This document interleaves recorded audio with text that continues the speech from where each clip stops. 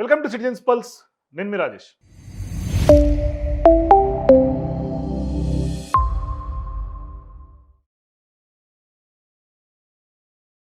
So మనందరికీ తెలుసు, తెలంగాణ రాష్ట్రంలో రాజకీయ పరిస్థితులు కానీ ప్రజల మూడ్ ఏ విధంగా ఉంది అని. కాకపోతే ఈ మధ్యకాలంలో ఒక సర్వే వచ్చింది పెద్ద ఎత్తున. రేవంత్ రెడ్డి గారి యొక్క పనితీరు అంటే దాదాపుగా మూడు సంవత్సరాలు గడిచిపోయింది. మరి ఈ 3 సంవత్సరాల్లో రేవంత్ రెడ్డి గారి పనితీరు ఏ విధంగా ఉందనేది ఒక ప్రోగ్రెస్ రిపోర్టు. ప్రజలు ఏమనుకుంటున్నారు, మళ్ళీ ప్రజలు ఎవరికి ఓటేస్తారు, కాంగ్రెస్ పార్టీకి ఎన్ని సీట్లు వస్తాయి, బీఆర్ఎస్ పార్టీకి ఎన్ని సీట్లు వస్తాయి, బీజేపీకి ఎన్ని సీట్లు వస్తాయి అనేది రీసెంట్గా ఒక సర్వే వచ్చింది. సో ఈ నేపథ్యంలో మన ముందుకి తెలంగాణ రాష్ట్ర రాజకీయాల్లో ఇవాళ ఒక కొత్త సర్వే మళ్ళీ పుట్టుకొచ్చింది. అతిపెద్ద చర్చ జరుగుతోంది ఈ సర్వేకి సంబంధించి. సో ఈ సర్వే సిటిజన్స్ పల్స్ ఛానల్లో తెలంగాణ పబ్లిక్ పల్స్ ఏ విధంగా ఉంది అని చెప్పే యొక్క రిపోర్ట్ నేను మీ ముందుకు తీసుకొస్తూ ఉన్నా. అయితే వాళ్ళకి సంబంధించినటువంటి అనాలిసిస్లోకి వాళ్ళు ఇచ్చినటువంటి పాయింట్స్, లేకుంటే ఏ పార్టీకి ఎన్ని సీట్లు వస్తాయి, ప్రజల మూడ్ ఏ విధంగా ఉంది అని తెలుసుకునే పోయే ముందు మీరు కూడా గడిచినటువంటి 2.5 సంవత్సరాలు 3 సంవత్సరాలుగా రేవంత్ రెడ్డి గారి పాలన, కాంగ్రెస్ పార్టీ పాలన చూసినటువంటి నేపథ్యంలో మీ అభిప్రాయాలు కూడా కింద నాకు కామెంట్స్లో చెప్పండి. నిజంగా రేవంత్ రెడ్డి గారికి మీరు ఎన్ని మార్కులు ఇస్తారు, కాంగ్రెస్ పార్టీ ప్రభుత్వానికి ఎన్ని మార్కులు ఇస్తారు, మరి గతంలో 10 ఏళ్ల పాటు ఏ విధంగా ఉండే, ఇప్పుడు గడిచినటువంటి రేవంత్ రెడ్డి పాలన ఏ విధంగా ఉంది, మీరు ఎటువంటి ఇబ్బందులు ఎదుర్కొంటున్నారు, అది రైతాంగంకి సంబంధించి కానీ, నిరుద్యోగులకు సంబంధించినటువంటి అంశాలు కానీ, 6 గ్యారంటీల పేరుతో ప్రజల్ని ఏ విధంగా వంచినటువంటి వ్యవహారం, అంటే గ్యారంటీల వ్యవహారంలో రేవంత్ రెడ్డి ఫెయిల్యూర్ ఏ విధంగా ఉంది, మరి ఇవన్నీ కూడా ఖచ్చితంగా ఏ విధమైనటువంటి ఇంపాక్ట్ ఇవాళ నెక్స్ట్ రాబోయే ఎన్నికల్లో చూపబోతా ఉంది అనేది ఒకసారి మీ అభిప్రాయాలు కింద కామెంట్స్లో చెప్పండి. అయితే ఇప్పుడు నెక్స్ట్ రాబోతున్నటువంటి జిహెచ్ఎంసీ ఎన్నికల్లో కూడా ప్రభావం ఏ విధంగా ఉండే అవకాశం ఉంటుందో కూడా మీరు స్పష్టంగా మీ అభిప్రాయాలు చెప్పండి. అయితే ఈ సర్వేకి సంబంధించి వీడియో చూసిన తర్వాత కూడా సర్వే మీద కూడా మీ అభిప్రాయాలు కూడా కింద కామెంట్స్లో పంచుకోవచ్చు. కాకపోతే ఈ సర్వేకి సిటిజన్స్ పల్స్ ఛానల్కి ఎటువంటి సంబంధం లేదు. ముందుగానే డిస్క్లైమర్ చెప్తున్నా. కేవలం ఆ సంస్థ, ప్రైవేట్ సంస్థ చేసినటువంటి సర్వే రిపోర్ట్ని ఈ యొక్క తెలంగాణ రాష్ట్రంలో 119 నియోజకవర్గాల్లో ఉన్నటువంటి పబ్లిక్ పల్స్ని మాత్రమే ఎలివేట్ చేసేటట్టుగా ఉంది. కాబట్టి నేను దాన్ని మాత్రమే మీ ముందుకు తీసుకొస్తూ ఉన్నా. ఒకసారి వాళ్ళు ఇచ్చినటువంటి పాయింట్స్ని మనం చదివే ప్రయత్నం చేద్దాం. ఇది రీసెంట్గా ఇచ్చినటువంటి సర్వే, హెచ్ఎంఆర్ అంటే మిర్రర్ ఆఫ్ పబ్లిక్ పల్స్ పేరుతో ఇచ్చినటువంటి సర్వే. ఇక్కడ పబ్లిక్ పల్స్ 2026లో ఏ విధంగా ఉంది అని చూస్తే, కాంగ్రెస్ ప్రభుత్వం ఏర్పడినటువంటి 2.5 సంవత్సరాలు పూర్తయిన సందర్భంగా హెచ్ఎంఆర్ సంస్థ రాష్ట్ర వ్యాప్తంగా 119 నియోజకవర్గాల్లో ప్రజల నాడిని పట్టుకునే ప్రయత్నం చేసింది. తెలంగాణ పబ్లిక్ పల్స్ సర్వేలో ప్రధానంగా స్త్రీలను, పురుషులను, అన్ని వయసుల వారిని, అన్ని వృత్తుల వాళ్ళను, అన్ని కులాల వారిని, అన్ని వర్గాలకు సంబంధించినటువంటి ఓటర్లను కలిసి ప్రస్తుత కాంగ్రెస్ ప్రభుత్వ పనితీరును, ప్రతిపక్ష పార్టీల పాత్రను, అదేవిధంగా ఒకవేళ ఇప్పటికిప్పుడు అసెంబ్లీ ఎన్నికలు జరిగితే జనాలు ఏ పార్టీ వైపు మొగ్గు చూపుతారన్న విషయాలన్నింటినీ తెలుసుకోవడం జరిగింది. సో ఇక్కడ వీళ్ళు చేసినటువంటి మెథడాలజీ, ఈ సర్వేకి సంబంధించినటువంటి మెథడాలజీని చూస్తే మొత్తం 1005 శాంపుల్స్తో మొత్తం 119 నియోజకవర్గాల్లో కలిపి 1,19,595 శాంపుల్స్ని హెచ్ఎంఆర్ సంస్థ ఖచ్చితమైనటువంటి ప్రజాభిప్రాయాన్ని మీ ముందుకు తీసుకొచ్చే ప్రయత్నం చేసిందంటూ కూడా చెప్తున్నారు. మరి కాంగ్రెస్ ప్రభుత్వం ఏర్పడడానికి ప్రధాన కారణం 6 గ్యారంటీలు, కానీ వాటి అమలు అంతగా జరగడం లేదని, అంతంత మాత్రంగానే ఉందనేది స్పష్టమైంది. ఇందిరమ్మ ఇల్లు, కొత్త రేషన్ కార్డులు, సన్నబియ్యం, ఉచిత విద్యుత్ పథకాలతో కాంగ్రెస్ ప్రభుత్వ పనితీరు పట్ల ప్రజల్లో చాలా వరకు సానుకూలత ఏర్పడింది. ప్రతి గ్రామంలో కూడా ఇందిరమ్మ ఇళ్ల నిర్మాణం కొనసాగుతోంది. ఈ పథకంపై చాలా గ్రామాల్లో ప్రజలు పాజిటివ్గా స్పందించడం జరిగింది. ఉచిత బస్సు ప్రయాణంతో మహిళల్లో సానుకూలంగా ఉన్నప్పటికీ పురుషులు, వికలాంగులు, వృద్ధులు ఈ పథకాన్ని పూర్తి స్థాయిలో వ్యతిరేకిస్తున్నారు. ఉచిత బస్సు ప్రయాణంపై భిన్నాభిప్రాయం ఉన్నప్పటికీ అది కొంత మేరకు ప్రతికూల అంశంగా ఉంది. ఇక ప్రధానంగా రైతులకు సంబంధించినటువంటి పంట రుణమాఫీ పూర్తి స్థాయిలో కాకపోవటం, రైతు భరోసా పథకాన్ని సరిగ్గా అమలు చేయకపోవటం, క్షేత్రస్థాయిలో పరిస్థితుల నేపథ్యంలో పూర్తి స్థాయిలో రైతుల్లో వ్యతిరేకత ఏర్పడుతోంది. ఇక సన్నవడ్లకు సంబంధించి బోనస్ ఇవ్వడంతో కూడా కౌలు రైతులు నష్టపోతున్నారు. ప్రభుత్వం బోనస్ ఇస్తున్నందున ఆ ఉద్దేశంతో భూ యజమాని 1 ఎకరాను 8,000 నుంచి 15,000కు కౌలుకి ఇస్తున్నారు. కానీ సన్నవడ్లకు 500 రూపాయల బోనస్ సరిగ్గా ఇవ్వడం లేదని, ఇప్పుడు 7 రకాలకే సన్నవడ్లకు బోనస్ ఇస్తారనడం ఏంటని రైతులు ప్రశ్నిస్తూ ఉన్నారు. రైతు బీమా పథకం కూడా సకాలంలో సదరు రైతు కుటుంబాలకు అందడం లేదు. రైతులు పండించినటువంటి వరి ధాన్యాన్ని, అదేవిధంగా అకాల వర్షాలకు సంబంధించినటువంటి కారణంగా తడిసినటువంటి ధాన్యాన్ని కూడా ప్రభుత్వం ఈ సీజన్లో సరిగ్గా కొనుగోలు చేయలేదన్నారు. యూరియా కోసం యాప్ తేవడాన్ని రైతులు పూర్తిగా వ్యతిరేకిస్తున్నారు. తెలంగాణలో ఎంతమంది రైతులు ఎన్ని ఎకరాలలో పంటలు వేస్తున్నారనే విషయంపై ప్రభుత్వం దగ్గర లెక్కలు ఉంటాయి కదా, దానికి తగినట్లుగా ఎందుకు పంపిణీ చేయడం లేదంటున్నారు. అదేవిధంగా గతంలో ఎప్పుడూ రాని యూరియా కొరత ఇప్పుడే ఎందుకు వస్తుందంటూ కూడా రైతులు ప్రశ్నిస్తూ ఉన్నారు. చేయూత పథకం ద్వారా వృద్ధులకు పింఛన్లను 4,000 రూపాయలకు పెంచుతామని హామీ ఇచ్చింది, కానీ ఇప్పటి వరకు అమలు చేయడం లేదని వాపోతున్నారు. రాజ్య యువ వికాసం పథకం కోసం దరఖాస్తు చేసుకున్నామని ప్రభుత్వం మాత్రం అమలు చేయడం లేదని గ్రామీణ యువత చెప్తూ ఉన్నారు.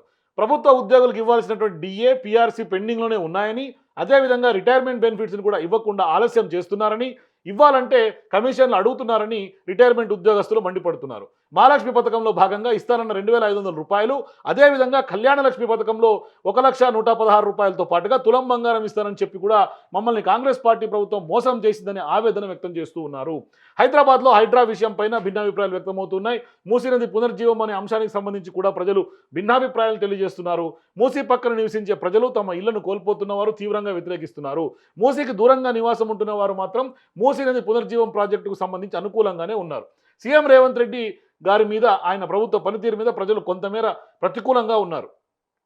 ఎన్నికల సందర్భంగా ఇచ్చినటువంటి 6 గ్యారెంటీలను, ఇతర హామీలను అమలు చేయలేకపోతున్నదని మెజారిటీ ఓటర్లు చెప్తున్నారు. ఇక చాలా అసెంబ్లీ నియోజకవర్గాల్లో కాంగ్రెస్ ఎమ్మెల్యేల పనితీరు బాగాలేదు. అదేవిధంగా ప్రజలకు అందుబాటులో ఉండటం లేదని, ప్రజల సమస్యలను పరిష్కరించే ప్రయత్నం కూడా చేయలేదనే అపవాదు కూడా ఉంది. ఇప్పటికైనా కాంగ్రెస్ ఎమ్మెల్యేల పనితీరు మార్చుకోకపోతే రాబోయే ఎన్నికల్లో పరాభవం తప్పదు. ఇది చాలా సీరియస్గా కాంగ్రెస్ పార్టీ ఎమ్మెల్యేలందరూ కూడా నోట్ చేసుకోవాల్సినటువంటి పాయింట్. ఎందుకు అంటే గతంలో 10 ఏళ్ల పాటు బీఆర్ఎస్ పార్టీ పాలన తెలంగాణలో కొనసాగిన సందర్భంగా ఆనాడు పెద్ద ఎత్తున కాంగ్రెస్ పార్టీ ప్రజల్లోకి తీసుకెళ్లి చెప్పింది ఏంటంటే ప్రజలతో అందుబాటులో ఉంటాం, ప్రజలను నిత్యం కలుస్తాం అని చెప్పి ప్రజల్ని మభ్యపెట్టారు. ఇవాళ ఏమైంది, అధికారంలోకి వచ్చినటువంటి 2.5 సంవత్సరాల్లోనే ఇవాళ ప్రజలందరూ ఒక డెసిషన్కి ఏమొచ్చారంటే మంత్రులు కానీ ఎమ్మెల్యేలు కానీ వాళ్ళు ఎవరు మమ్మల్ని కలవట్లేదు అనే ఒపీనియన్కి వచ్చేసారు. కాబట్టి వీళ్ళకంటే వాళ్ళే బాగుండనేమో అనే ఒపీనియన్లో చాలామంది ఇవాళ తెలంగాణ ప్రజానీకమంతా ఉన్నారు. కాబట్టి వీళ్ళు కనుక కాంగ్రెస్ పార్టీ ఎమ్మెల్యేలు ఈ యొక్క వాళ్ళ తీరును కనుక మార్చుకోకపోతే ఖచ్చితంగా భవిష్యత్తులో ఎఫెక్ట్ పడే అవకాశాలు ఉంటాయి. అట్లాగే మాజీ సీఎం కేసీఆర్ గారి పనితీరుపైన కూడా మెజారిటీ ఓటర్లు సంతృప్తికరమైనటువంటి సమాధానం చెప్పారు. గత బీఆర్ఎస్ హయాంలో అన్ని వర్గాల ప్రజలకు సంక్షేమాన్ని అందించడంలో పాటుగా అనేక అభివృద్ధి కార్యక్రమాలను కూడా చేశారని కూడా అన్నారు. కానీ ఎమ్మెల్యేల పనితీరు సరిగ్గా లేకపోవడం వల్ల వాళ్ళు ప్రజలను పట్టించుకోకపోవడంతో ఎమ్మెల్యేల మీద కోపంతో ప్రజలు 2023 ఎన్నికల్లో బీఆర్ఎస్ పార్టీని ఓడించారు. ఇది చాలా క్రిస్టల్ క్లియర్గా మనకు కనిపిస్తుంది. ఎందుకంటే గతంలో అనేక సందర్భాల్లో బీఆర్ఎస్ పార్టీ నాయకులు కూడా ఈ అంశాన్ని గమనించారు. వాళ్ళందరూ ప్రజలు ఏమనుకున్నారు, ఆనాడు సీఎంగా కేసీఆర్ కావాలి, కానీ మాకు లోకల్గా ఉన్నటువంటి ఎమ్మెల్యే వద్దు. ఎందుకంటే ఆ ఎమ్మెల్యే మీద చాలా వరకు ఆరోపణలు, అవి డిఫరెంట్ ఆరోపణలు. దానివల్ల ఏమైందంటే మా ఎమ్మెల్యే మాకు ఇనొద్దు, కానీ సీఎంగా కేసీఆర్ కావాలి. ఈ ఈక్వేషన్ మొత్తం గతంలో బీఆర్ఎస్ పార్టీని కీలకమైనటువంటి దెబ్బతీసింది. ఈసారి కాంగ్రెస్ పార్టీ కూడా సేమ్ సిచ్యువేషన్ ఎదురయ్యే అవకాశం ఉంది. ఎందుకంటే మనకి పైన క్లియర్గా చెప్పారు, ప్రజల ఒపీనియన్లో పబ్లిక్ పల్స్లో భాగంగా ఎమ్మెల్యేలు ఎవరు మమ్మల్ని పట్టించుకోవట్లేదు, ఎమ్మెల్యేలు కనీసం కలవట్లేదు. ఈవెన్ కాంగ్రెస్ పార్టీ కార్యకర్తల్లో కూడా ఇటువంటి ఒపీనియనే ఉంది. ఎమ్మెల్యేలు మమ్మల్ని కలవట్లేదు, ఎమ్మెల్యేలు పట్టించుకోవట్లేదు, ఎమ్మెల్యేల దగ్గరికి వెళ్తే ఏ పని అవ్వట్లేదు. ఇటువంటి కొంత ఆలోచనలు చాలామంది ప్రజానీకంలో కాంగ్రెస్ పార్టీ కార్యకర్తల్లో కూడా ఉంది. కాబట్టి ఇప్పుడు సీఎం రేవంత్ రెడ్డి గారు పదే రాష్ట్ర ఆర్థిక పరిస్థితిపై మాట్లాడడాన్ని ప్రజలు వ్యతిరేకిస్తున్నారు. సీఎం రేవంత్ రెడ్డికి పాలన చేత కావడం లేదని సీఎం హోదాలో ఉన్న వ్యక్తికి రాష్ట్ర ప్రతిష్ట దిగజార్చేలా మాట్లాడుతూ ప్రస్తుతం ఆయన అప్పులు చేయడం లేదా సామాన్య ఓటర్లు ప్రశ్నిస్తున్నారు. చూడండి, ఇప్పుడు ఇది నిన్న కూడా ఘోరాతి ఘోరం ఏంటంటే 3 రాష్ట్రాల సీఎంలు, కర్ణాటక, ఆంధ్రప్రదేశ్, తెలంగాణ 3 రాష్ట్రాల సీఎంలు, కేంద్ర మంత్రిగా ఉన్నటువంటి సిఆర్ పటేల్ బళ్ళారిలో తుంగభద్రకు సంబంధించినటువంటి వెళ్తే అక్కడ కూడా సీఎం రేవంత్ రెడ్డి ఏమన్నాడు, మా ఖజానా ఖాళీ అయిపోయింది, మేమేం చేయలేనటువంటి పొజిషన్స్లో ఉన్నాం, ఏది చేసినా మీరే చేయాలా అని కేంద్ర ప్రభుత్వం మీద నెట్టేస్తున్నాడు. ప్రతిదీ కూడా ఈయన చేత కావట్లేదు, వాస్తవానికి కూడా చేత కావట్లేదు. ఇరిగేషన్ ప్రాజెక్టుల విషయంలో కూడా మాకు ఏమీ పంచాయతీలు లేవు, మొత్తం మీరే చేయండి అని కేంద్రం ముందు సాగిలి పడిపోతూ ఉన్నాడు. మొన్న మెట్రో విషయంలో ఏం జరిగిందో మీరు చూశారు. మళ్ళీ మొదటికొచ్చింది మెట్రోకు సంబంధించినటువంటి, అంటే ఆ లోన్ ఆగిపోయింది, జపాన్ సంస్థ ఎక్కడ పోయిందో తెలియదు, ఈయన కట్టినటువంటి డబ్బులు ఏమైనాయో తెలియదు. ఇప్పుడు మళ్ళీ మొదటికొచ్చి మెట్రో, మళ్ళీ కేంద్రం ఇన్వాల్వ్ అయ్యి కేంద్రం జోక్యం చేసుకుని దాంట్లో కేంద్రం వాటా ఏంటి, రాష్ట్ర వాటా ఏంటి, అట్లాగే కేంద్రం ఇవాళ మళ్ళీ ఎస్బీఐ సంబంధించినటువంటి ఎస్బీఐ క్యాబ్స్ ద్వారా మదింపు చేయాలని చెప్తూ ఉంటే మళ్ళీ మొదటికొచ్చింది మెట్రో. అంటే ఈయనకు పూర్తిగా కేంద్రం హ్యాండ్స్లో, కేంద్రం ఎట్లా చెప్తే అట్లా కేంద్రం చేతిలో కీలుబొమ్మగా రేవంత్ రెడ్డి గారు మారారు అని స్పష్టంగా చెప్పొచ్చు. అందుకనే నిన్న నిజంగా 3 రాష్ట్రాలకు సంబంధించినటువంటి ప్రజలు అక్కడ కలిస్తే తుంగభద్రకు సంబంధించినటువంటి నేపథ్యంలో గతంలో ఏమన్నాడు, అసెంబ్లీకి ఎన్నికలకు ముందు ఏమన్నాడు, మెడలు వంచుతామన్నటువంటి రేవంత్ రెడ్డి గారు ఇవాళ ఏమంటున్నాడు, మీరు ఎట్లా చెప్తే అట్లా వింటాం, మీరు ఏం చెప్తే అది చేస్తాం, మీరే మాకు మొత్తం, మా చేతిలో డబ్బులు లేవు, రాష్ట్రాల దగ్గర ఖజానా ఖాళీ అయిపోయిందని ఆయన డైరెక్ట్గా బహిరంగ సభలో మాట్లాడుతున్నాడు రేవంత్ రెడ్డి. ఇక దీన్ని నిజంగా చేతగానితనమే కదా రేవంత్ రెడ్డి గారిది. ఇలా 6 గ్యారంటీల విషయంలో అదే పరిస్థితి, రైతుల విషయంలో, మహిళల విషయంలో ఏది రేవంత్ రెడ్డి గారికి చేత కావట్లేదు వాస్తవానికి. అట్లాగే కల్వకుంట్ల కవిత పార్టీపై కూడా ప్రజలు భిన్నంగా స్పందించారు. ఆమె కుటుంబ కలహాలతో ఆస్తి కోసం, తన స్వార్థం కోసం పార్టీ ఏర్పాటు చేసింది తప్ప తెలంగాణ ప్రజల కోసం కాదని ప్రజలు అన్నారు. ఆమె ప్రభావం అంతగా ఉండకపోవచ్చని చెప్తూ ఉన్నారు. అది కనిపిస్తూనే ఉంది క్లియర్గా గ్రౌండ్ లెవెల్లో. ఇక అట్లాగే తెలంగాణ ప్రజల ప్రయోజనాలను బీఆర్ఎస్ పార్టీ కాపాడుతుందని, కాంగ్రెస్ పార్టీ కూడా తెలంగాణ పట్ల కొంతమేర కమిట్మెంట్ ఉంటుందని, బీజేపీ మాత్రం తెలంగాణ రాష్ట్రం పట్ల అంత సానుకూలంగా ఉండదని మెజారిటీ ప్రజలు చెప్తున్నారు. అందుకనే మీరు ఇక్కడ గమనించండి, బీజేపీ నుంచి 8 మంది ఎంపీలు ఉంటే కూడా తెలంగాణకు వచ్చినటువంటి ఫాయిదా ఏం లేదు. ఇవాళ రేవంత్ రెడ్డి గారు పదే పదే కిషన్ రెడ్డిని టార్గెట్ చేయటం, పదే పదే బీజేపీ ఎంపీలను ఇవాళ అంటే తెలంగాణ ప్రజలు మర్చిపోతున్నటువంటి బీజేపీని పదే పదే రేవంత్ రెడ్డి గారు గుర్తు చేస్తూ ఉంటారు. అంటే కాంగ్రెస్లో ఉన్నటువంటి ముఖ్యమంత్రి రేవంత్ రెడ్డి గారు బీజేపీ పార్టీ ఎట్లా నెక్సెస్లో ఉందో మనకు అర్థమవుతుంది ప్రతి అంశంలో కూడా. ఇవాళ అంటే బీఆర్ఎస్ పార్టీని విమర్శించడం ఒక పనిగా పెట్టుకున్నాడు, పనిలో పనిగా కిషన్ రెడ్డిని, కాంగ్రెస్ పార్టీ, బీజేపీ నాయకుల్ని కూడా ఇవాళ పదే పదే విమర్శించడం. ప్రజల్లో ఏమైపోతుందంటే బీజేపీని జాకీలు పెట్టి లేపుతున్నాడు రేవంత్ రెడ్డి గారు. ఇవాళ నిజంగా కూడా తెలంగాణ పట్ల బీజేపీకి చిత్తశుద్ధి లేదు. తెలంగాణ ఏర్పాటు నుంచే వాళ్ళు వ్యతిరేక భావంతో ఉన్నారు. మొన్న మనం విన్నాం, పార్లమెంట్లో బీజేపీ ఎంపీ మాట్లాడితే బీజేపీ నాయకులందరూ అదే స్టాండ్ మీద ఉన్నారు. తెలంగాణ నాయకులు కూడా ఎవరు ఖండించలా. కాబట్టి అర్థమవుతోంది బీజేపీ యొక్క ఐడియాలజీ ఏంటి అని. అట్లాగే ప్రజా సమస్యలపైన బీఆర్ఎస్ పార్టీ బలంగా పోరాటం చేస్తోందని, బీజేపీ పార్టీ అంతగా జనాల్లో వెళ్ళడం లేదని, బీజేపీ తన అంతర్గత కలహాలతోనే సతమతం అవుతుందన్నారు. ఇది 100%. బీజేపీలో ఇవాళ 6-7 గ్రూపులు ఉన్నాయి.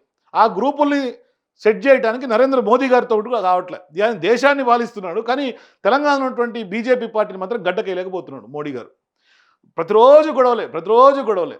ఇలా బండి సంజయ్ వర్గం ఒక వర్గం, ఈటల వర్గం ఒక వర్గం, ధరంపుర వర్గం ఒక వర్గం, వాళ్ళు ఒకరికొకరు ఫ్లెక్సీలు వేసుకుంటారు. దాంట్లో ఉన్నటువంటి బీజేపీ నాయకులే సోషల్ మీడియాలో పోస్టులు పెట్టుకుంటుంటారు.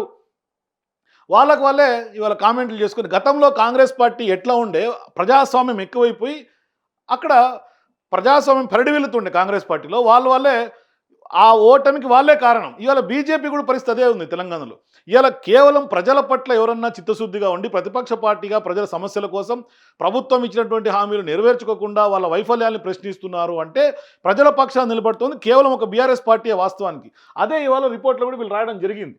అట్లాగే మార్పు కావాలి, కాంగ్రెస్ రావాలన్న ప్రజలు ఇప్పుడు కాంగ్రెస్ పోవాలి, కేసీఆర్ రావాలని ప్రజలు భిన్నంగా నినాదం ఇస్తున్నారు. కాంగ్రెస్ పాలన ఇంత ఘోరంగా ఉంటుందని అనుకోలేదని అభిప్రాయపడుతున్నారు. ఇది వాస్తవానికి ఇప్పుడు తెలంగాణలో కాంగ్రెస్ పార్టీ పాలన చూస్తుంటే ఇది కాంగ్రెస్ పార్టీ పాలన కాదు. ఇవాళ కాంగ్రెస్ పార్టీ పాలన కాదు, ఇది కాంగ్రెస్ పార్టీ నాయకులే చెప్తారు ఈ మాట. ఎందుకు అంటే కాంగ్రెస్ పార్టీలో వచ్చినటువంటి వలస కాంగ్రెస్ పార్టీ నాయకుల పాలన. వాళ్ళ చేతిలో నుంచి, అంటే అసలైనటువంటి కాంగ్రెస్ పార్టీ హైకమాండ్ చేతిలో నుంచి తెలంగాణ కాంగ్రెస్ ఎప్పుడో చేజారిపోయినట్టుగా కనిపిస్తుంది. వాళ్ళు హ్యాండ్స్ అప్ చేసేశారు, చేతులు ఎత్తేసింది కాంగ్రెస్ హైకమాండ్, పూర్తిగా రేవంత్ రెడ్డి గారి చేతిలో పెట్టింది. అందుకని చూడండి, హిట్లర్ కామెంట్స్ మీద ఇంతవరకు ఏం యాక్షన్ లేదు. కేసీ వేణుగోపాల్ లాంటి వాళ్ళే హిట్లర్ వ్యాఖ్యల్ని ఆయన వ్యక్తిగతం అని చెప్పే పరిస్థితికి వచ్చింది. జనరల్ సెక్రటరీ అని, మళ్ళీ జాతీయ స్థాయిలో ఆర్గనైజేషన్ జనరల్ సెక్రటరీ, ఆయన కూడా ఏం చేయలేనటువంటి పరిస్థితిలో అట్లా తయారైపోయాడు. ట్రంప్ రోడ్డు పెడతాడు, జాతీయ స్థాయిలో కాంగ్రెస్ ఒకటి చెప్తుంది, రేవంత్ రెడ్డి గారు ఒకటి చేస్తారు. ఇట్లా ఉంది పరిస్థితి. కాబట్టి కాళేశ్వరం సాగునీటి ప్రాజెక్టు కూలిన విషయంపై కూడా ప్రజలు స్పందిస్తూ కాంగ్రెస్ కావాలని, విచారణల పేరుతో బీఆర్ఎస్ నాయకులను వేధిస్తుందని, వారు చేస్తున్న రాజకీయాల వలస రైతులు నష్టపోయే ప్రమాదం ఉందన్నారు. కాంగ్రెస్ ప్రభుత్వం ఏర్పడిన మొదటి సంవత్సరంలోనే జాబ్ క్యాలెండర్ ఇచ్చి 2 లక్షల ఉద్యోగాలకు నోటిఫికేషన్లు ఇస్తామని చెప్పింది. కానీ గత బీఆర్ఎస్ ప్రభుత్వంలో ఇచ్చినటువంటి నోటిఫికేషన్లకు పరీక్షలు నిర్వహించి ఆర్డర్ కాపీలు ఇచ్చారని, అయినా కాంగ్రెస్ ప్రభుత్వం కొంతవరకు ఉద్యోగ నోటిఫికేషన్లు ఇస్తున్నదని చెప్తూ ఉన్నారు. ఇస్తుందని ఒకవేళ నిజంగా నోటిఫికేషన్ ఇస్తూ ఉంటే గ్రౌండ్ లెవెల్లో వాళ్ళు ఎందుకు చిక్కడపల్లిలో ప్రతిరోజు రోడ్డు ఎక్కుతారు, ప్రతిరోజు దిల్సుఖ్నగర్లో రోడ్లు ఎక్కుతారు? ఇవాళ ఎల్బీ స్టేడియంలో భారీ స్థాయిలో చేయటం, గత నోటిఫికేషన్లని ఇవాళ పత్రాలు పంచడం కార్యక్రమం తప్పితే ఇంతవరకు ఏమీ నిరుద్యోగులు సాటిస్ఫాక్షన్గా లేరు. నిరుద్యోగులు లేరు, ఉద్యోగులు లేరు, రిటైర్డ్ ఉద్యోగులు లేరు, ఎవరు కూడా సాటిస్ఫాక్షన్ లేదు. మొన్న బస్ భవన్ కాడికి కొన్ని వేల మంది ఆర్టీసీ రిటైర్డ్ అయినటువంటి ఉద్యోగులు పోయినారు. దాని మీద ప్రభుత్వం ఇప్పటిదాకా లేదు. ప్రతిరోజు గొడవలే. ఆర్టీసీ క్రాస్ రోడ్స్, ధర్నా చౌకు, చిక్కడపల్లి, దిల్సుఖ్ నగర్ ప్రతిరోజు ప్రతినిత్యం. గతంలో తెలంగాణ మూమెంట్లో ఎట్లయితే తెలంగాణ కోసం కొట్లాడినారు, ప్రత్యేక రాష్ట్రం కోసం, ఇవాళ వాళ్ళ హక్కుల కోసం, వాళ్ళ ఉద్యోగాల కోసం మళ్ళీ పోరాటం చేయాల్సినటువంటి పరిస్థితి తెలంగాణలో వచ్చింది ఇవాళ. అట్లాగే కాంగ్రెస్ బీఆర్ఎస్ ప్రభుత్వాలను బేరీజు వేసుకుంటే కేసీఆర్ గారి హయాంలో బీఆర్ఎస్ ప్రభుత్వం అనేక సంక్షేమ అభివృద్ధి కార్యక్రమాలను అమలు చేసిందన్నారు. ఒకవేళ ఇప్పటివరకు అసెంబ్లీ ఎన్నికలు జరిగితే మెజారిటీ ఓటర్లు బీఆర్ఎస్ పార్టీ వైపు మొగ్గు చూపుతున్నారు. కాంగ్రెస్ ప్రభుత్వం ఎన్నికల సందర్భంగా ఇచ్చినటువంటి హామీలను అమలు చేయటంలో విఫలం అవటంతో ప్రజలు అసంతృప్తితో ఉన్నారు. ఇది చాలా క్లియర్ అండి. తెలంగాణలో కాంగ్రెస్ పార్టీ ఫెయిల్ అనే విషయం ప్రజలందరూ గ్రహించిండ్రు. ఇక బుద్ధుంటే మేము మళ్ళీ ఓటేయమనే మాట కొన్ని లక్షల మంది చెప్తూ ఉన్నారు. ఇలా ఎవ్వరు మైకు పెట్టినా రైతుల్లో కానీ లేకుంటే రూరల్ ప్రాంతాల్లో కానీ ఎక్కడికి వెళ్ళినా ఇదే మాట. మేము పొరపాటున ఓటేసాం, 6 గ్యారెంటీలు చూసి ఏదో జరిగిపోతుంది, ఏదో మాకు ఒరుగుతుందని చెప్పి ఓటేసాం, కానీ ఏం అవ్వలేదు, వేస్ట్ పరిపాలన అని చెప్తా ఉన్నారు. మాకు ఆ 10 ఏళ్లే బాగుండే, మళ్ళీ నిజంగా కారు రావాలి, కేసీఆర్ గారు కావాలని కోరుకుంటున్నారు. ఇవాళ తెలంగాణ ప్రజానికం కోరుకుంటున్నారు. అందుకనే ఎప్పుడైతే జీవన్ రెడ్డి గారు కాంగ్రెస్ పార్టీని వీడి తెలంగాణలో బీఆర్ఎస్ పార్టీకి వచ్చారో అప్పటి నుంచి ఒక హైప్ క్రియేట్ అయింది. బీజేపీ పార్టీ కాంగ్రెస్ పార్టీ కంటే కూడా గతంలో 10 ఏళ్ల పాటు ఉన్నటువంటి బీఆర్ఎస్ఏ నయము, మాకు ఆ పాలనే కావాలి, మార్పు వద్దు ఏమొద్దు అనే కాడికి వచ్చారు. లాస్ట్కి వీళ్ళు చెప్పినటువంటి మార్పు నిజంగా 60 70 తీసుకుపోయింది. ఆనాటి కాంగ్రెస్ పాత పాలన గుర్తు చేస్తోంది. అట్లాగే ఖానాపూర్, జుక్కల్, మానుకొండూరు, నర్సాపూర్, సికింద్రాబాద్ కంటోన్మెంట్, ఖైరతాబాద్, మిర్యాలగూడ, భువనగిరి, ఖమ్మం, సత్తుపల్లి 10 అసెంబ్లీ నియోజకవర్గాల్లో స్వింగ్ సెగ్మెంట్స్లో ఉన్నటువంటి ఎమ్మెల్యేలు ప్రజల్లో ఉండకపోతే, వారు పనితీరు మార్చుకోకపోతే ఫలితం తారుమారయ్యే అవకాశం ఉంది. చెన్నూరు, ధర్మపురి, హుస్నాబాద్, ములుగు, ఖమ్మం ఈ 5 అసెంబ్లీ సెగ్మెంట్లకు చెందినటువంటి మంత్రులకు కొంత ఇబ్బందికరమైనటువంటి పరిస్థితులు ఉన్నాయి. సో ఇప్పుడు చెన్నూరు ఉన్నటువంటి వివేక్ అయినా, ధర్మపురి అడ్లూరి లక్ష్మణ్, హుస్నాబాదు, ములుగు, ఖమ్మం, ములుగడ్డ సీతక్క, ఖమ్మంలో ఉన్నటువంటి పొంగులేటి, తుమ్మల నాగేశ్వరరావు, అట్లాగే అక్కడ ఉన్నటువంటి భట్టి విక్రమార్క, ఇట్లా మొత్తం పొన్నం ప్రభాకర్, ఈ 5 మొత్తం అంటే ఆల్మోస్ట్ 7 మంది మంత్రులకు ఎఫెక్ట్ పడబోతోంది. అట్లాగే బీజేపీ పార్టీ సిర్పూర్, కాగజ్ నగర్, ముధోల్ సీట్లు కోల్పోయే అవకాశం ఉంది. గోషామాల్లో బీజేపీ పార్టీ కాకుండా రాజాసింగ్ తిరిగి గెలిచే అవకాశం ఉంది. అంటే ఆయన వ్యక్తిగతంగా పర్సనల్ ఇమేజ్ పెంచుకున్నాడు ఆయన బీజేపీతో పోలిస్తే. BRS party Sangareddy, Khairatabad, Chevella, Gadwal, station గన్పూర్లో సిట్టింగ్ సీట్లు కోల్పోయే అవకాశం ఉంది. బీఆర్ఎస్ నుంచి కాంగ్రెస్ పార్టీలో జరిగినటువంటి 10 మంది ఎమ్మెల్యేల్లో బాన్సువాడ, జగిత్యాల్, పటాన్ చెరువు, రాజేంద్ర నగర్, శేర్లింగంపల్లి, భద్రాచలం అసెంబ్లీ సీట్లను తిరిగి బీఆర్ఎస్ పార్టీ కైవసం చేసుకునే అవకాశం ఉంది. అవి బీఆర్ఎస్ సీట్లే కదా, వీళ్ళు కాంగ్రెస్ లేకపోయినంత మాత్రాన ప్రజలు బీఆర్ఎస్ పార్టీ ప్రజలు అక్కడ ఉన్నటువంటి ఆ నియోజకవర్గాల్లో ఆ 10 నియోజకవర్గాల్లో కూడా బీఆర్ఎస్ పార్టీ చాలా స్ట్రాంగ్గా ఉంది. ఇప్పటికీ లీడర్లు క్యాడర్ చాలా బలంగా ఉంది. అందుకని అప్పుడు బీఆర్ఎస్ గెలిచింది. కాంగ్రెస్ పార్టీలోకి వాళ్ళు పోయినంత మాత్రాన్ని ఎవరు పోలే, క్యాడర్ పోలే. చాలామంది మొత్తం బీఆర్ఎస్ అక్కడ ఆ 10 నియోజకవర్గాలు చాలా పట్టుగా ఉంది ఇప్పటికి కూడా. సీఎం రేవంత్ రెడ్డి గారి పనితీరు, కాంగ్రెస్ ప్రభుత్వం అమలు చేస్తున్నటువంటి సంక్షేమ అభివృద్ధి కార్యక్రమాలతో పాటుగా కాంగ్రెస్ పార్టీ ఎమ్మెల్యేల పనితీరుతో అధికార పార్టీ ఏకంగా 36 సీట్లను కోల్పోయి ఆ సీట్లలో బీఆర్ఎస్ పార్టీ గెలిచే అవకాశం ఉంది. అంటే 36 సీట్లు అంటే 64 గెలిచింది, 36 పోయే అవకాశాలు ఉన్నాయి. సో ఇప్పుడు హెచ్ఎంఆర్ నిర్వహించినటువంటి తెలంగాణ పబ్లిక్ పల్స్ 2026 విశ్లేషణ ప్రస్తుతం క్షేత్రస్థాయిలో ఉన్నటువంటి వాస్తవ పరిస్థితులు, భవిష్యత్తులో కాంగ్రెస్ ప్రభుత్వం తీసుకునే విధానపరమైనటువంటి నిర్ణయాలు, ఎన్నికల్లో ఇచ్చినటువంటి హామీల అమలు, ప్రజా సమస్యలపై ప్రతిపక్ష పార్టీల పోరాటాలు, అన్ని పార్టీల ఎమ్మెల్యేల పనితీరు బట్టి అంకెలలో మార్పులు జరిగే అవకాశం ఉంటుంది. అంటే ఇది ఓవరాల్ గ్రౌండ్ రిపోర్టు, ప్రజలు ఏమనుకుంటున్నారని చెప్పినటువంటి రిపోర్టు. ఇప్పుడు ఒకసారి ఫిగర్స్ చూద్దాం, ఏ రాజకీయ పార్టీకి ఎంత పరిమితం అవుతుంది, ఎన్ని రాబోతున్నాయని. సో ఇక్కడ మనం ఫిగర్స్ చూసుకుంటే బీజేపీ కేవలం 5 సెగ్మెంట్లకే పరిమితమయ్యే అవకాశం కనిపిస్తోంది. 11.2% ఓట్ శాతంగా వాళ్ళకి కనిపిస్తోంది. ఇక కాంగ్రెస్ పార్టీకి కేవలం 36 సీట్లతోటే కాంగ్రెస్ పార్టీ పరిమితమయ్యే అవకాశం ఉంది. 64 సీట్లతో గెలిచినటువంటి కాంగ్రెస్ పార్టీ 36కి పరిమితం అవుతోంది. ఓట్ శాతం కూడా 35.94కి కాంగ్రెస్ పార్టీ పరిమితం అవుతోంది. ఇక బీఆర్ఎస్ పార్టీ 70 సీట్లకు నియర్ బై కనిపిస్తోంది. అంటే ఖచ్చితంగా నెక్స్ట్ మళ్ళీ ప్రభుత్వం బీఆర్ఎస్దే వచ్చే అవకాశాలు సుస్పష్టంగా ఉన్నాయి ఈ రిపోర్ట్ను బట్టి. అట్లాగే ఓట్ శాతం కూడా చూసుకుంటే 41.07. ఇక మొత్తం 119 నియోజకవర్గాల్లో 8 అసెంబ్లీ సీట్లు ఇతరులు గెలిచే అవకాశం. అంటే 8 అంటే ఎంఐఎం ఇంకెవరన్నా ఉంటే ఆ 8 సీట్లు, ఎంఐఎం కూడా కొన్ని సీట్లు తగ్గుతున్నాయి, 1-2 సీట్లు. కాబట్టి క్రిస్టల్ క్లియర్గా BJP, Congress, BRS triangle fight అయితే కనిపించే పరిస్థితి లేదు. బీఆర్ఎస్ పార్టీ పూర్తి స్థాయిలో వన్ సైడ్ విక్టరీ ఇప్పటికిప్పుడు ఎన్నికలు జరిగితే వచ్చే అవకాశాలు ఉన్నట్టుగా హెచ్ఎంఆర్ రిపోర్ట్ చెప్తోంది. మరోవైపు బీజేపీ పార్టీ నెక్స్ట్ మాదే అధికారం అని చెప్తున్నటువంటి పార్టీ, టార్గెట్ తెలంగాణగా చెప్తున్నటువంటి బీజేపీ పార్టీ కేవలం 5 స్థానాలకే పరిమితం అవుతుంది. కాంగ్రెస్ పార్టీ సగానికి పడిపోయినటువంటి పరిస్థితి. నిజంగా ఈ రిపోర్ట్ చూస్తే రేవంత్ రెడ్డి గారు ఏమి ఫీల్ అవుతారు, నిజంగానే ఇవాళ బీఆర్ఎస్ మళ్ళీ అధికారంలోకి వచ్చే అవకాశాలు ఎంతవరకు ఉంటాయి? మీ ఎప్పుడు కింద కామెంట్స్ చెప్పండి. For more videos please watch citizens pulse.